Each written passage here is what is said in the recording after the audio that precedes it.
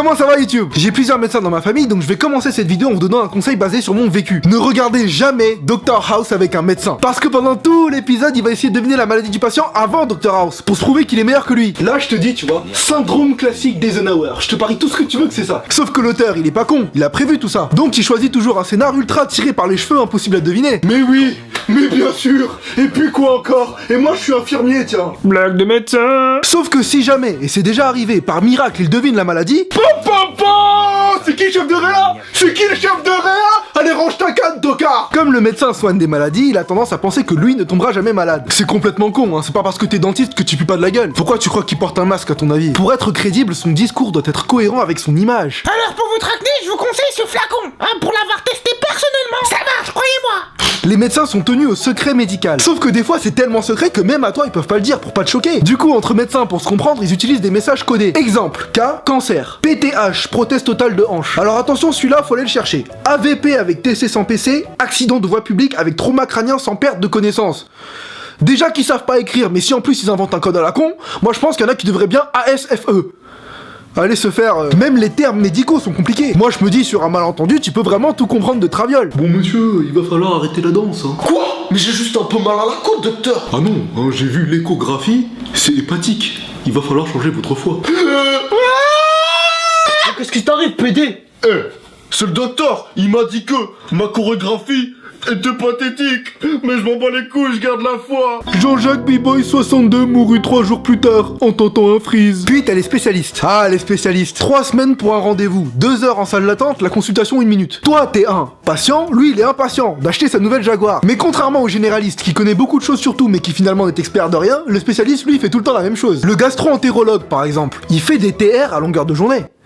TR. Toucher rectal, bah maintenant que tu connais le code, faut suivre. Je me dis, si c'est pour tâter des fions toute sa vie, il aurait quand même pu sortir les doigts du cul le jour du concours. Ah bah il a manqué la gynécologie à 2 doigts. Alors, dans la catégorie question du peuple, hein, qu'on s'est tous déjà posé, le gynécologue, quand il rentre chez lui le soir, est-ce qu'il touche encore à sa femme? Non, parce que le fantasme de tous les hommes d'avoir une femme chaude, pour lui ça doit être un cauchemar. Coucou chérie. Ah, je demande le divorce. Faut être un pervers pour choisir ça, c'est quoi les motivations? Mais bah au départ c'était vraiment par curiosité, hein. Je voulais savoir à quoi ça ressemblait un vagin. Et puis bon, après de question en question, bah c'est parti en couille, hein. Est-ce que les blondes sont-elles vraiment blondes? Est-ce que les rousses puent de la Ah, faut pas avoir peur de côtoyer des MST tous les jours. C'est là que tu vois que la médecine a quand même grave progressé. Aujourd'hui t'as un doute, tu fais une prise de sang. T'es blessé, radio, IRM, boum. Avant ça existait pas, hein. Pour savoir si t'avais le diabète, le médecin goûtait ta pisse. Et si c'est sucré, t'es dans la merde. Pour peu qu'il ait bouffé un paquet de schtroumpfs à midi, ça fausse les résultats. Moi, je suis sûr qu'il y avait des grosses scatophiles à l'époque qui devenaient médecins juste pour ça. On l'a fait passer là, apportez-moi le plat de résistance, plus de preuves s'il vous plaît. Ah voilà. Ah, je me dis, les pauvres vétérinaires à l'époque, pour savoir si un cheval avait le diabète ou pas, fallait mettre la main à la nouille, à la patte. Alors, j'ai rien contre les vétos, hein, mais je pense que c'est une vocation qui s'est décidée à l'enfance. T'as une maison de campagne, tu fais de l'équitation, c'est là qu'il y a eu un tournant. C'est pas à Paris en jouant 2-3 fois à Nintendogs que tu vas découvrir un amour pour les animaux. Ah, moi, je vois un caniche, j'ai envie de lui shooter dedans, pour déstresser. En parlant de stress, pour moi, le médecin le plus cool, le plus détente, tu vois, c'est le psy. À quel point tu as si peu de problèmes dans ta vie pour être prêt à écouter ceux des autres? Moi j'aurais pas cette patience. Docteur, j'ai pas d'amis.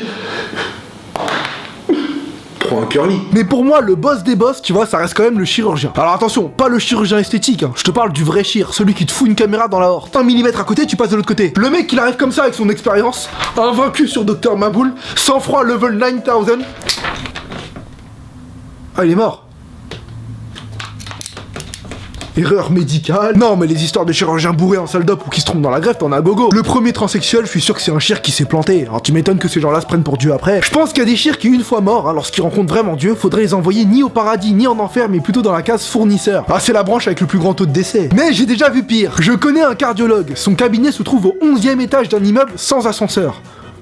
Tous ces patients sont morts en arrivant au 8ème. Bref, pour finir cette vidéo, je vais vous parler de la médecine totale. Je ne pouvais pas faire une vidéo sur le médecin sans vous parler de ça. Alors, la médecine totale, pour ceux qui connaissent pas, hein, c'est une théorie. Bon, moi je pense que c'est de la merde, hein, comme quoi toutes les maladies au monde seraient en réalité des conséquences de troubles psychologiques liés à l'enfance. Par exemple, t'as la chasse. Hein, tu crois que c'est parce que t'as bouffé un truc pas frais? Et non. En fait, c'est parce qu'on t'a volé ton Kinder une fois à la récré quand t'étais au CP. Quelque part, ça t'aurait laissé des séquelles irréparables, et c'est seulement 10 ans après que ton côlon s'exprime. Et donc, t'as des vrais médecins qui se revendiquent experts en médecine totale. Bon, je dis que c'est des médecins, mais en vrai, c'est des arnaqueurs. Hein, ils ont soigné autant de personnes dans leur vie que Dr Dre. Ils racontent n'importe quoi, c'est du chinois, même moi je comprends pas. Donc j'ai vu un reportage sur ça. Une journaliste arrive en caméra cachée en tant que patiente chez un de ses médecins. Elle s'invente donc une histoire et raconte qu'elle a toujours eu des problèmes avec son père, etc. Le médecin lui demande comment s'appelle votre père. Elle lui répond Bernard. Et là, je te jure, Il l'a regardé droit dans les yeux et il lui a dit: Ah, les Bernard, c'est toujours un problème, les Bernard. Hein. Bernard Tapie, Bernard-Henri Lévy, tous des menteurs, hein, Bernard.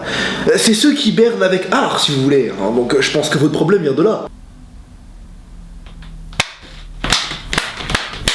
Ah non, là, respect. Une leçon de jeu, je sais pas comment elle a fait pour pas rigoler. Un chef-d'œuvre théâtral. D'un côté, le malade imaginaire, de l'autre, le médecin malgré lui. Molière lui-même n'avait plus qu'à ASFE. Bon, évidemment, ces charlatans savent bien que 99% des gens n'y croient pas, hein, mais ils profitent de la faiblesse de ceux qui n'ont plus aucun espoir, ceux sur qui aucun traitement classique n'a marché et qui ont besoin de s'accrocher à une étoile. Mais malheureusement, des fois, à force de chercher cette étoile, ils tombent sur un trou noir. La santé, c'est ce qu'on a de plus précieux au monde. Profitez de vos proches, et s'ils sont malades, prenez soin d'eux. Et moi, j'essaierai de tous vous faire rire avec mes vidéos. Peace.